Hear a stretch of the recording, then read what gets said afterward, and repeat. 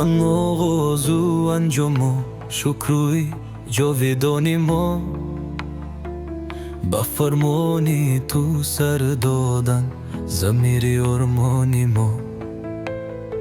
کسی که خدمت قانون کند صد آفرین گویند، کسی که خیانت ها می کند محکوم زندان است.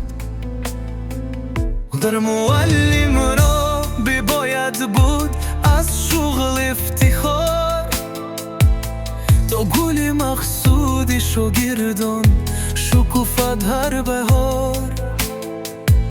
زی استاد است همه پیشرفت صد کار، چون است استاد کار تا بچه دشوار.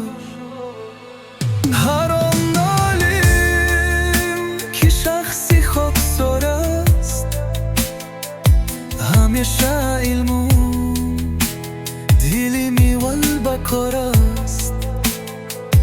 بخواهی گردی مشهور بین مردم، با من گو سخن در که با مفخورم.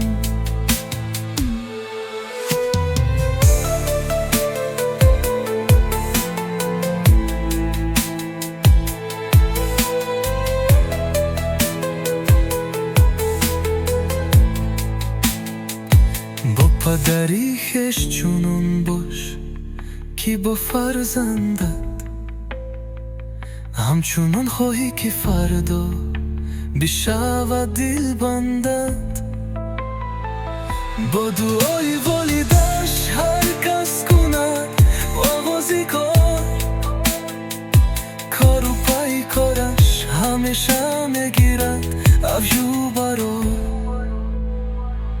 هر معلم را بباید بود از شغل افتخار، تا گل مقصود شاگردان شکوفد هر بهار.